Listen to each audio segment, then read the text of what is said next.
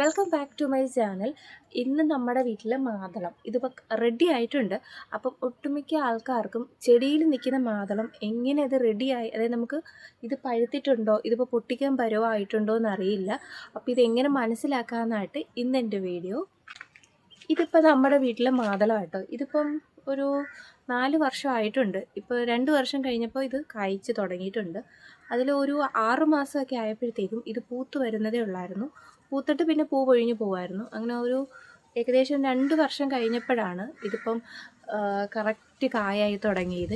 ഇപ്പം എന്തായാലും ഇപ്പം മൊത്തത്തിൽ 4 വർഷമായി. 2 വർഷം കൊണ്ട് ഇപ്പോൾ ഇത് കായ്ച്ച് കിട്ടുന്നുണ്ട് നമുക്ക്.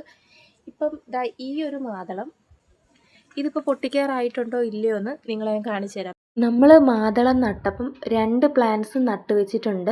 പോളിനേഷൻ നടക്കാനുള്ള എളുപ്പത്തിന് വേണ്ടിയാണ്. അതെന്തായാലും നമുക്ക് ഭാഗ്യമായിട്ടുണ്ട്. ഒരു പ്ലാന്റ് മാത്രമേ നമുക്ക് ഉണ്ടായി കിട്ടുന്നുള്ളൂ, മറ്റേത് പൂത്തിട്ടങ്ങ് പൊഴിഞ്ഞു പോവുകയാണ് ചെയ്യുന്നത്. അപ്പം ഞാൻ പറഞ്ഞു വന്നത്, മാതളം എങ്ങനെ നമുക്കിത് പഴുത്താന്ന് മനസ്സിലാവണമെങ്കിൽ ആദ്യം തന്നെ ഈ കായയുടെ പുറത്തെ തൊലിയുണ്ട്, അത് നന്നായിട്ട് ഇങ്ങനെ വിണ്ട് കീറിയായിട്ട് വരുന്നതായിട്ട് നമുക്ക് കാണാൻ പറ്റും. അതിൻ്റെ ആ പോളിനേഷൻ നടക്കുന്ന ആ പൊടിയുടെ ഭാഗം അത് കുറേ കഴിയുമ്പം ഈ സ്റ്റെമ്മിൽ നിന്ന് തണ്ടയിൽ നിന്ന് തന്നെ ഇങ്ങനെ കുറച്ചിങ്ങനെ പൊട്ടി വരുന്നതായിട്ട് കാണാനും പറ്റുമേ. ഇപ്പോൾ കണ്ടില്ലേ, എൻ്റെ ചുറ്റും ഇങ്ങനെ വിണ്ട് കീറി ഇരിപ്പുണ്ട്.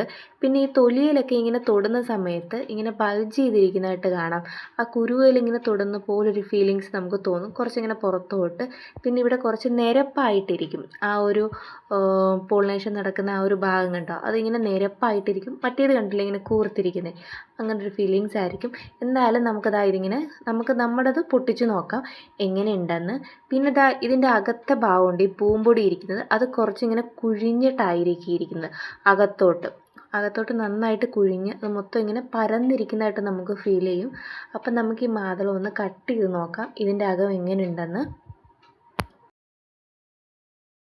കടയിൽ നിന്നൊക്കെ കിട്ടുന്ന ഒരു റെഡ് കളർ ഉണ്ടല്ലോ, ആ റെഡ് കളർ അല്ല കേട്ടോ ഇതിന് വരുന്നത്.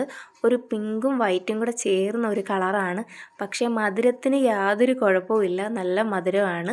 പിന്നെ പുറത്ത് കാണുന്ന ഈ തൊലിക്കുണ്ടല്ലോ, അതിന് ഈ കളർ തന്നെയാണ്, ഒരു റെഡും ഗ്രീനും ബ്ലാക്കും കൂടെ ചേർന്ന് വരുന്നത്.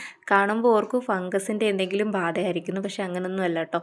ഇതിൻ്റെ തൊലിയുടെ കളർ ഇത് തന്നെയാണ്. തൊലിക്കാണെങ്കിൽ white colour, full white colour വരുന്ന പോംഗ്രാനൈറ്റിൻ്റെ തൈകളും ഗാർഡനിൽ നിന്ന് കിട്ടാറുണ്ട്. അപ്പോൾ നമ്മൾ മേടിച്ച് വെച്ചപ്പോൾ ഇതാട്ടോ ഉണ്ടായത്. ഇനി മറ്റേതിലുണ്ടാവുമോ എന്ന് എനിക്കറിയില്ല, മറ്റേ പ്ലാന്റിൽ ഇനി വേറെ ടൈപ്പാണോ എന്നൊന്നും അറിയില്ല. എന്തായാലും ഇതിൻ്റെ ഉള്ളിൽ ഞാൻ കാണിച്ചു തരാം. അത്യാവശ്യം നല്ല കുരുക്കളുണ്ട് കേട്ടോ ഇതിൻ്റെ അകത്ത്.